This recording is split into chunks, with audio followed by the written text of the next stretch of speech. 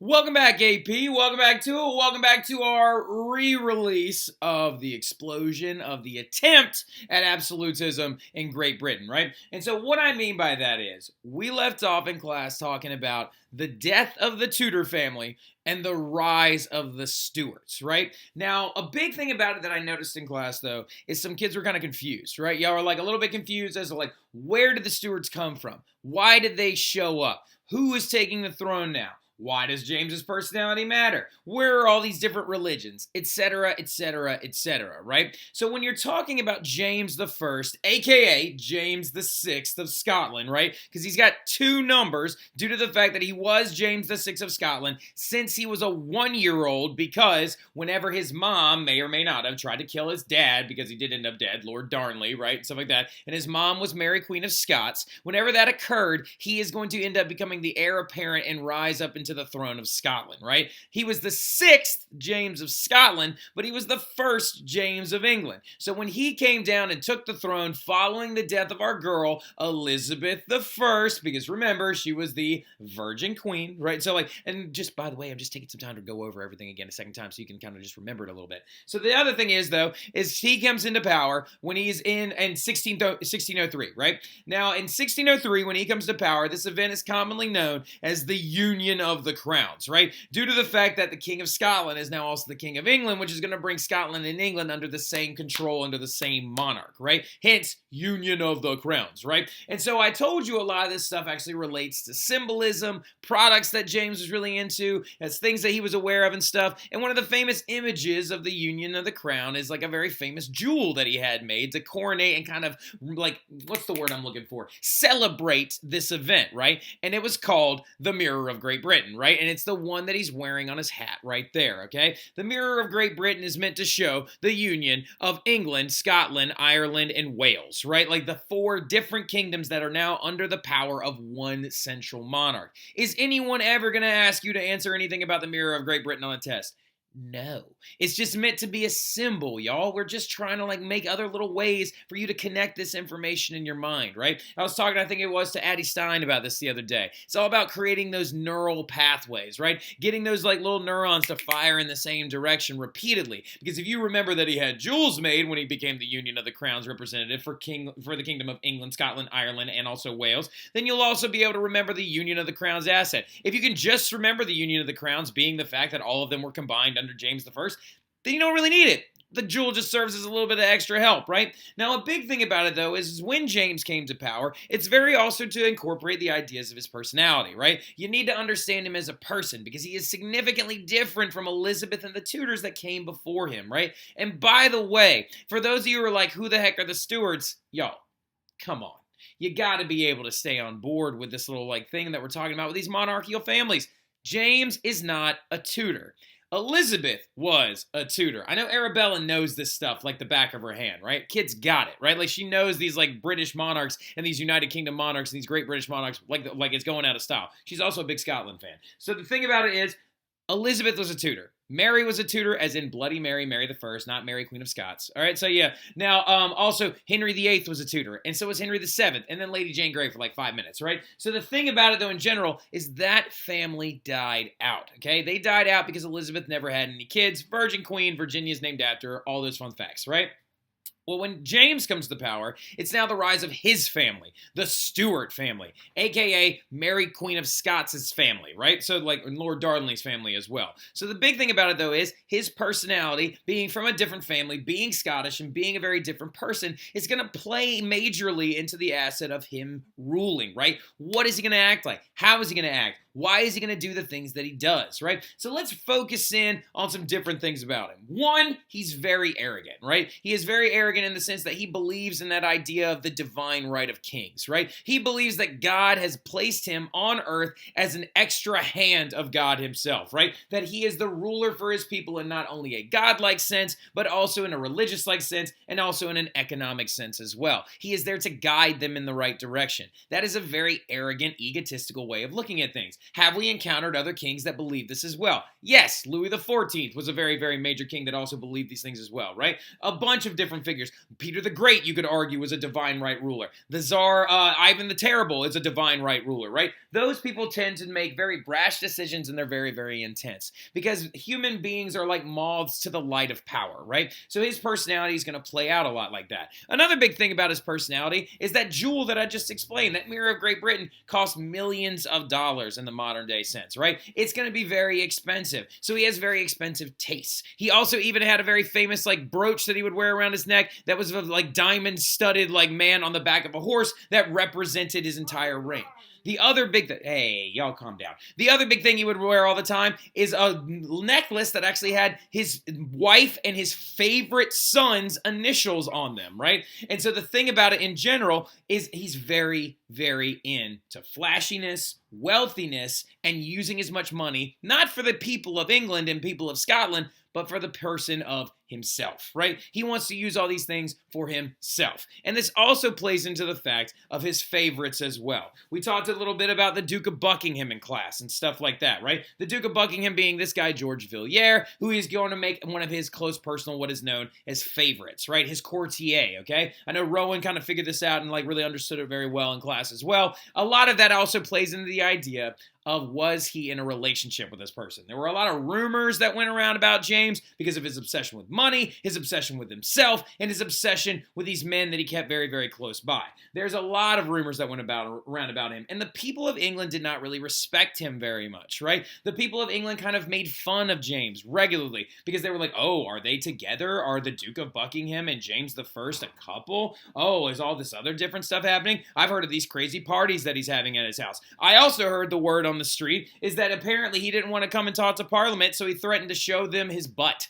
So yeah, like there's this other like all this other thing. God's wounds, I'd rather show him the arse, right? His personality is a really big deal because it again is a reflective stance of the way that the people of England view him, right? Because they're going to actually have this really mean saying about him. They actually used to go around and say, when we had Elizabeth, we had our king, and now we have James, our queen, right? So the thing about it in general is it's important to understand that this guy thinks he's a divine right ruler, and he's got these favorites that he keeps around all the time. He's got all this money that he spends on jewelry and stuff like that. He even named his own dog Jewel and stuff like that, that he wants to spend money on himself, right? And that he doesn't care about the people of England. And so the big thing about it is the people of England then they feel like they don't care about him, right? And the other big thing you have to understand about it is, well, hey, stop. You two, hey, quit wrestling, okay? Sorry, the babies are wrestling amongst our like clean clothes, okay? Stop wrestling, okay? It's not that time. We're having a nice morning. We're going to be calm, right? So the other big thing about it though is not only is he dealing with disrespect of the people of England, the fact that he is very cocky and arrogant and stuff like that, he's also dealing with a massive divide in religion, okay? So when he comes to power in the not the United Kingdom yet, it's not called that, do not get confused, okay? When he comes to power in Britain, when he comes to power in England and he unites all the crowns together, he realizes that he's got a big set of issues on his hands, right? Mainly centering around religious divide, okay? Because you've got how many religions running around in Ireland, Scotland, Wales, and Great Britain? Several of them, right? You've got the Presbyterians in Scotland, which actually James was raised as a Presbyterian, right? He was raised as a Presbyterian, which is inherently slightly different from Anglican. It has much more Calvinist elements than Anglicanism does, right? Anglican, on the other hand, is basically just like Diet Catholic. You know what I'm talking about? But what James is going to do when he's about to become king, he's going to convert to Anglicanism when he's a young man, and he's going to take that route. And he's going to be like, I'm going to become the head of the church. I'm the supreme head of the church. Ever since the Act of Supremacy came out under Henry VIII, the king is supposed to be the head of the Church of England. So he actually converts over to Anglicanism. But look at that. There's two religions that we just already brought up. We got Anglicans down in England, in London proper, and stuff like that. And we got the Presbyterians in Scotland. Now, some people are always going to ask, wait, why did the Presbyterians in Scotland, why did that take hold and stuff like that? A lot of that has to do with the religious movements that were going on during the Reformation itself. Mainly due to the fact that like you've got people that were coming back from Calvin's Geneva, taking different elements of Calvinism with them everywhere, right? And John Knox was a famous figure that went up into Scotland and started the Presbyterian movement, okay? Then you've also got Ireland, who is very, very big into Catholicism still, but it's illegal for them to practice, right? And you also have people like other parts of Scotland, wealthy Scottish people, are also slightly Catholic as well, because Mary Queen of Scots was a Catholic too, right? The other one that you got running around is the Puritan movement, right? The Puritans are in England as well. So in England, we got Anglicans and Puritans, and then also in Scotland, we got our Presbyterians, and then in Ireland, we got our Catholics, right? So this is a huge problem for James, right? Because he hates the Puritans more than anybody else. He's surprisingly tolerant of Catholics, and he also really understands the Presbyterians because he used to be one. Now, the biggest thing about it, though, is why does he dislike the Puritans more than anybody else, right? He dislikes the Puritans more than anybody else because of the reason why they have their name, the reason why they're called this, and what they want to do to the Anglican Church, right? Why are Puritans called Puritans? Where did they come from? Okay, if you remember back when we talked about the Reformation, when Mary, Bloody Mary, came to power, a lot of people ran away from England trying to seek exile somewhere safe. Several of them, several thousand of them, went to Switzerland and learned Calvinism from John Calvin's Geneva themselves. They then come back to England after Mary dies, and they think that the Anglican Church is too Catholic, right? They want to get rid of a lot of these different elements of the Catholic Church that are in the Anglican Church, right? That's why they're called Puritans, because they wanted to purify the Catholic Church, right? So in that essence, they wanted to get rid of the social hierarchy of the church, right? They didn't want all this like different priests and bishops and all these other big hierarchical values that are very much there in the Catholic Church as well. They wanted to get rid of a lot of the big ceremony and the grandioseness. They wanted to get rid of a lot of the art that adorned the walls and stuff like that in Anglican churches because they thought it was too gaudy and stuff like that. Puritans are Calvinists. They want social revolution as well. Puritans want to make it so people are only wearing limited color clothing. They don't want people drinking in the streets. They don't want singing in public. They want focus on God, right? How do you know the Puritans already? Well, because there are actually two types of Puritans. There are Puritans who want to fix the church and stay in England, and then there are Puritan separatists who believe that there is no fixing the church, that they need to go off somewhere else and start their own separatist movement, right? So you got the Puritans in England who want to fix the church and change England completely. The separatists, on the other hand, hate everything that England's doing, hate James and his policies, and also, remember when you were younger, you learned about these people. They're called the Pilgrims, right? You know who the Pilgrims are. The Pilgrims then eventually got land in 1620. They got land from 1620 from James, or in 1620 from James, to go and start the Plymouth colony and the Massachusetts Bay colony, right? They go over there, they start that whole thing, and now, of course, when you were little, you colored pictures of Pilgrims and you were like, religious freedom. But in reality, it wasn't really much about religious freedom. They were actually really kind of like very restrictive people. They made women wear cages on their face. They accused people of being witches and stuff like that. But that's neither here nor there, okay? So the separatists, he's got to deal with them as well. And also, the numbers of Puritans in Parliament are growing. Some of these different areas of England are electing representatives from their counties to the House of Commons in Parliament, right? Now, something you need to understand about Parliament real quick.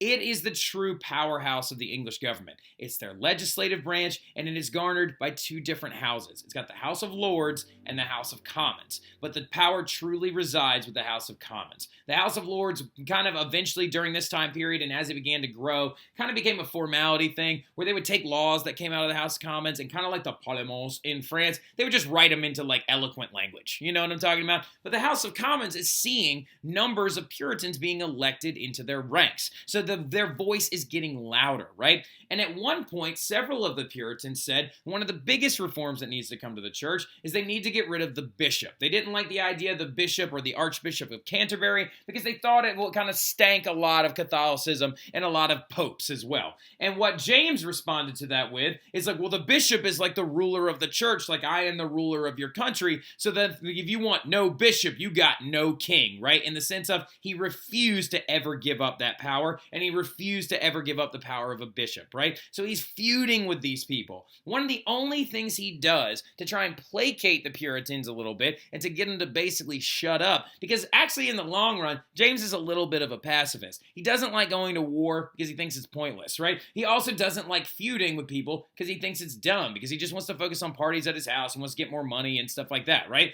Well, that's one of the biggest things he does to try and placate the Puritans is he actually has translated the Bible into English. English, right? They actually found a different version of the Bible that they leaned on a little bit, and they actually used it and translated it into the King's seal of approval, King James version of the Bible, right? To try and keep the Puritans happy and to move away from any kind of Latin text and stuff like that, right? So interesting little thing is he's constantly dealing with these Puritans, right? Very, very big thing. These religious divides are a very large pain in the rear end for him, right? Speaking of, that arse that he wants to show to Parliament so badly. Now, looking at it as well, he also begins a very large campaign of taking land away from Catholics in Ireland and stuff like that, which seems kind of weird, right? Because he's the son of a Catholic. And the land that he's taking from Irish Catholics, he's turning into plantations and stuff like that out in Ireland.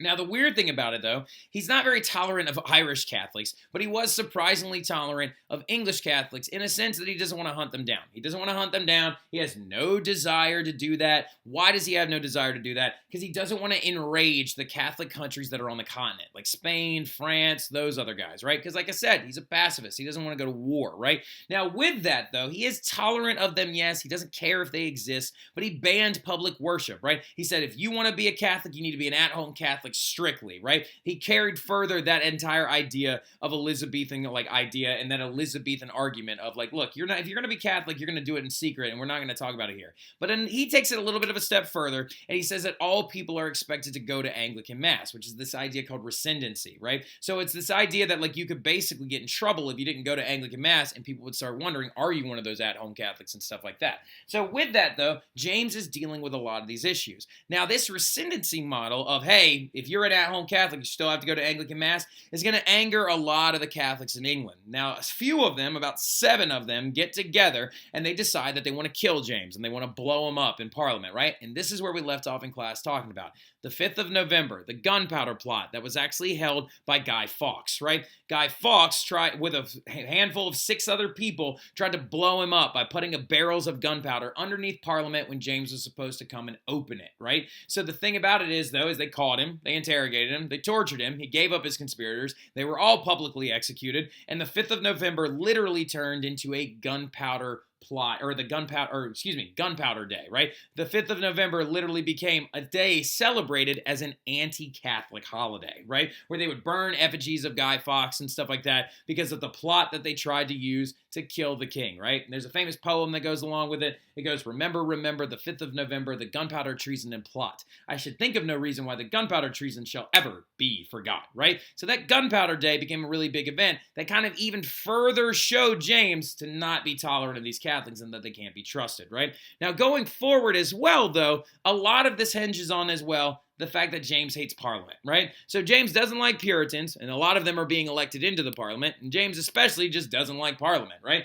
Really quickly, what is the Parliament? The Parliament is the legislative body that exists inside of England, and he believes that he has the divine right of kings. Why would a legislative branch and a divine right ruler not get along? Well, they wouldn't get along due to the fact that a legislative branch is there to do one key simple thing: limit the power of kings. They are a constitutional setup, right? The thing about it is, remember, no real leader in Great Britain, ironically enough, that is a king is ever going to get close to absolutism due to the fact that they can't, because their parliament will prevent that, right? The parliament is an elected body of officials from different counties and districts throughout England, right? They elect these people to the members of the House of Commons. The House of Commons is then there to do a lot of key different things. They hold the power of the purse, which means they regulate tax money, right? If you don't know what parliament is, you might want to jot these things down, right? They regulate tax money, known as the power of the purse. They also are the ones that are in charge of enacting and passing laws, right? The king can start one, but they are the ones that are in charge of enacting and passing them, right?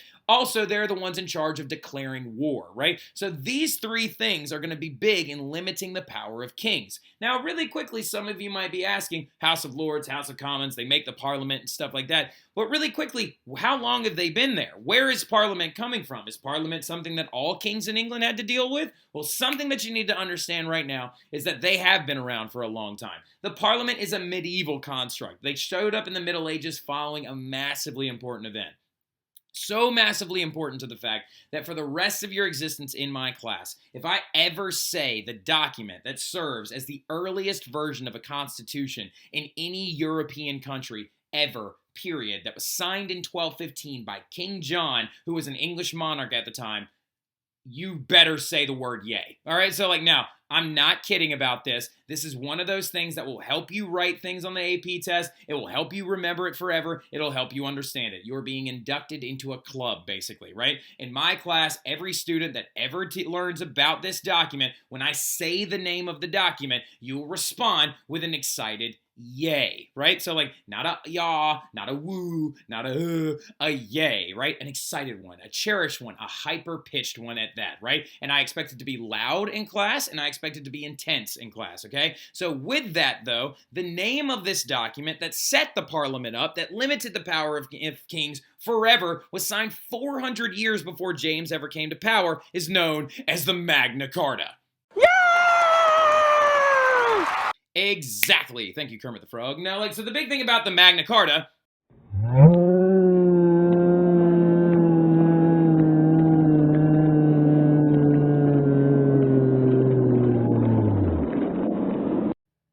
is that the Magna Carta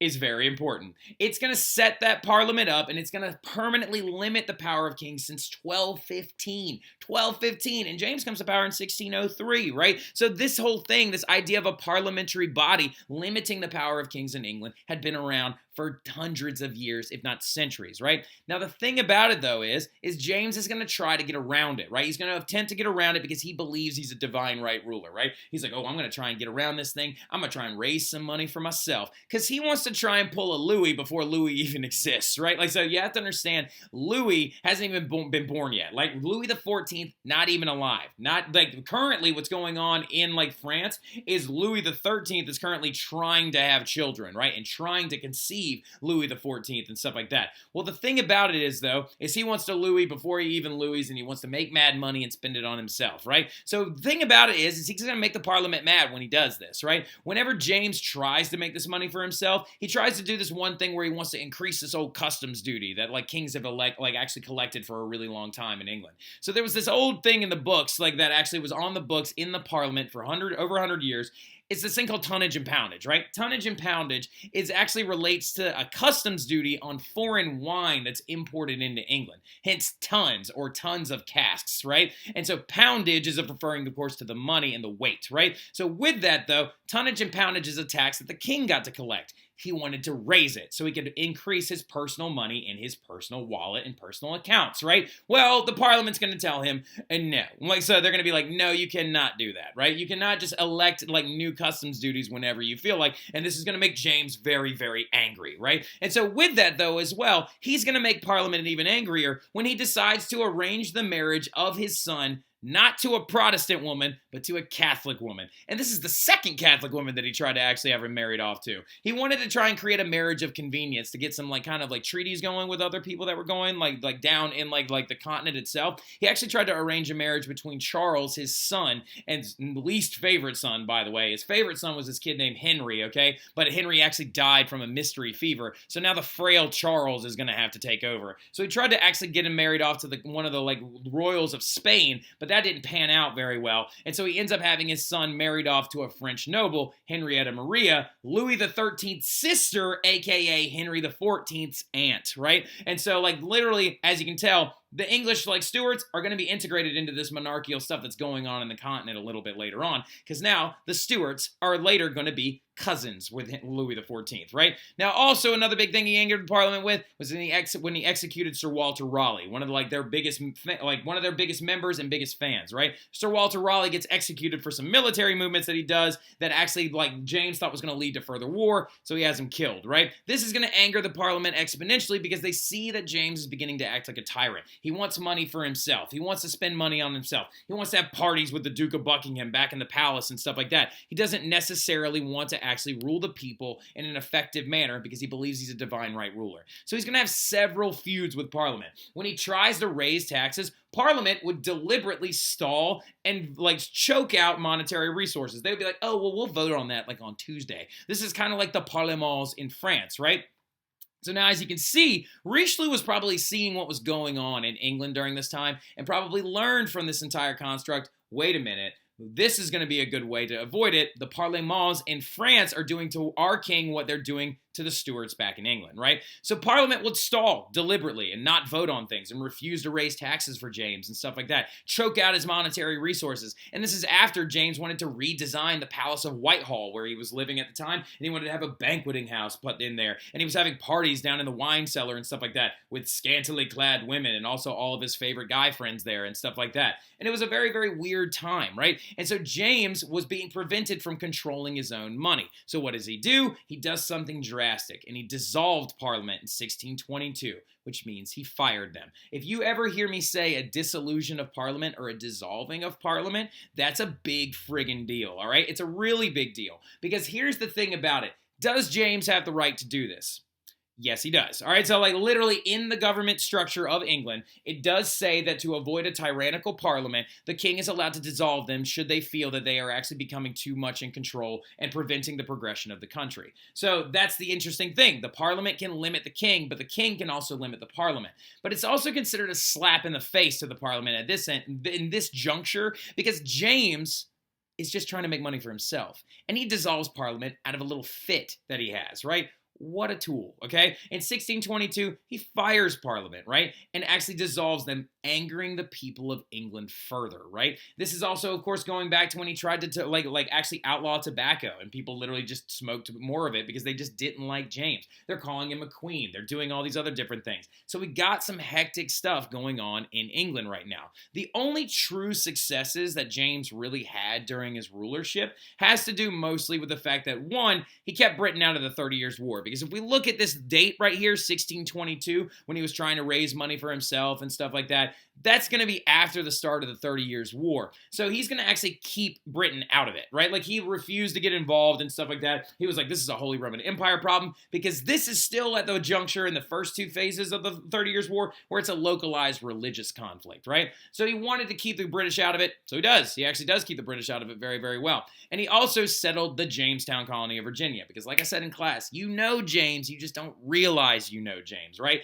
James is the name that Jamestown colony is named after, right? He also chartered a settlement for Puritan separatists in Plymouth, Massachusetts in 1620, right? So he is going to try and kind of make everybody happy in a weird little way, right? But the thing he hated the most is he felt that Parliament wasn't making him happy, right? But the thing about it is, he's going to feud with Parliament constantly. He's going to do all this different stuff. But James is not nearly as bad as his son. All right, so like his son was even worse. And James got sick in 1625 and never recovered from his illness, and he died in 1625. And so rose to power his son Charles, right? The ultimate tool bag, right? Charles is way worse than James, right? James was kind of like annoying, right? Like, he was annoying to the sense of, like, he was trying to make, like, people happy, like, pass the English version of the Bible, which is a good thing, right? He's going to charter the Jamestown colony and the first two colonies of the Americas. That's a good thing, right? We appreciate all that stuff. But the problem with James was that he kind of treated his son really poorly, right? Creating, in this sense, kind of a jerky person, right? So Charles was a very, very sickly child, right? When James became king of England, Charles actually stayed back in Scotland because they were all thinking like, oh, this kid's going to die eventually. We might as well not even bring him into England. And actually, James showed favoritism to Charles' older brother, Henry. Charles' older brother, Henry, was the one that was supposed to become king, but he died at the age of 15 from a mysterious fever. Henry, everybody was excited about. Henry was strong, he was athletic, he was charming, he was intelligent and stuff like that. Charles, on the other hand, was heavily neglected, right? And was left behind in Scotland with his sister, right? And his sister would eventually be married off to somebody towards Prussia, and literally he is just left alone with his tutors, and his mom's not there, his dad's not there, and he became very spiteful of his father, right? He became very, very spiteful of his dad, and literally just kind of hung around and stuff like that. And when he ends up coming to England, because they now realize that Charles is going to become king of England one day, Charles sees what his dad's doing. He sees that his dad is having these huge parties at his house. He sees that his dad is trying to spend money for himself. He sees that his dad is kind of like avoiding war and stuff like that and wants to be a divine right ruler in his own case. Charles, on the other hand, instead of being like, I'm going to be good to my people, decides that he wants to evoke divine right rulership even more. He kind of thought his dad was like too soft on Parliament and too soft on other countries, Charles decides he wants to go to war. He wants to be a divine right absolutist, and he wants to be an authoritative, aggressive ruler, right? And this is funny because he's kind of a squeamish little dude, right? He only actually grew to be 5'4", 5'3", right? He was a very, very sickly kid, like I said. That affected his growth. He had a stutter as well. Charles I had a stutter and stuff like that, and he actually tried to train himself to speak without a stutter by putting rocks in his mouth, and that ended up shattering one of his teeth in his mouth and stuff like that. It's a very weird little thing because this little guy is going to get super, super angry all the time, right? And he also is married to a woman that he doesn't like, right? Like, so he's married to a woman he can't stand. He's married to this woman named Henrietta Maria, the woman from France that he ends up married to, right? They actually don't like each other. They said they were disgusted with each other and stuff like that. He said that she was a brat. She said that he was soft and not a true, really strong leader like she had been seeing back in France, like under Cardinal Richelieu, right? Now, the thing about it is they end up actually not being very, very well liked with each other actually early on. He also made English people mad. That's supposed to say mad right there. Made English people mad out the gate when he married this woman in the first place, right? Which angered everyone. He also loved to go to war. Like, he really wanted to go to war like other absolutists in the continent would eventually love doing as well, which is going to concern everybody, right? Because wars are really expensive. There's a 30 years war going on that no one realizes is going to last for 30 years, like going on in the continent, that is costing a massive amount of lives and a massive amount of stress, right? He also listened ironically. This is ironic. Some of you are going to be like, wait a minute, I thought he didn't like his dad, so he wouldn't like this person. I know. That's why I'm saying it's ironic. All right, so yeah, now, ironically enough, he was very close with the Duke of Buckingham as well. The Duke of Buckingham, James's courtier / possible person he was in a relationship with. We're not positive, right? We're pretty positive, but we're not positive. So the biggest thing about it, though, in general, Duke of Buckingham, George Villiers, he was actually around in the castle when Charles was young before he ever became king. And he realized, I need to buddy up to this kid so I can still keep my position as a courtier in, like, my financial institution and my position within the crown, right? And so he actually buddied up to Charles, and he actually was his main advisor, right? And so when Charles became king, Duke of Buckingham was always like, hey, let's go and do this. Let's invade Spain. Let's go after this. Let's do that, right? And so this is a really, really big deal. So, like, what's going to happen is the Duke of Buckingham tells him, let's go and let's invade Spain, right? Let's invade Cadiz in southern Spain, and let's kind of attack them while their economy's a little messed up, steal some gold, steal some stuff, and let's try to use this as a piece of glory for ourselves, right? Well, the thing about it is Charles went up to Parliament and said, I need money to go on this war, right? And the Parliament said no. Well, so the Parliament said, no, we are not going to fund this war. We don't like the Duke of Buckingham. We think he's puppeting the royals and stuff like that. We think he's corrupt and we think he's a skis. So we refuse to give you money. So what does Charles do? He dissolves them, right? He fires them because they won't let him go to war. So what does he do? He actually passes some forced loans. He actually listens to the Duke of Buckingham too much. And then he literally dissolves Parliament a second time in 1626, less than a year later. He goes to war with Spain and loses, right? Like, loses in an embarrassing fashion, wasting tons and tons of money. He also starts issuing these things called forced loans, where he would go up to commoners or nobles and stuff like that, not personally, but like representatives would go up to commoners and nobles personally and be like, hey, give us money to loan to the king and he'll pay you back. And if you don't give us money to loan to the king, we're going to arrest you, right? Like, so literally, that's why it's called a forced loan. And also, good luck ever getting it back. It's not like he ever planned on actually paying these people back, right? So this is really, really frustrating, right? And then he randomly declared war on France, which angered Parliament even further. And this failure in a fight would actually lead to the death of the Duke of Buckingham, right? Because due to the fact of, remember this picture of Cardinal Richelieu standing and watching the siege of La Rochelle? See these red flags right here up in the air? Those are English vessels sent by the Duke of Buckingham and Charles to try and help the Protestants at La Rochelle against his red eminence and stuff like that. And literally, this is going to set up some feuds with France and things like that. And so all this stuff happened in his first 3 years of being king. And in 1628, because of the failed invasion of La Rochelle, again, another failure on the Duke of Buckingham's part, the Duke of Buckingham ends up getting stabbed to death by one of his own officers, right? Like, so yeah, and then gets assassinated. Charles I is devastated by this. He like cries his heart out and throws himself onto his bed and stuff like that. And he realizes that he's going to have to call the Parliament back again. And they're going to force him to basically sign the Magna Carta. version 2.0, which is known as the Petition of Right. But we're going to pick up right there when we get back into class. We'll review all this stuff a little bit as well. Do not think about this too hard. Just realize that Charles ends up in a massive feud with Parliament because he wants to go to war and he wants to raise money and the Parliament won't let him, right? So that's all you really need to know. And that every time they give him pushback, he's going to dissolve them. I'm also going to drop a couple of links down in the bottom if you want to watch those videos as well. That might actually help you a little bit in getting ready and understanding this story, okay? But I'll talk to y'all soon. Y'all have a good one.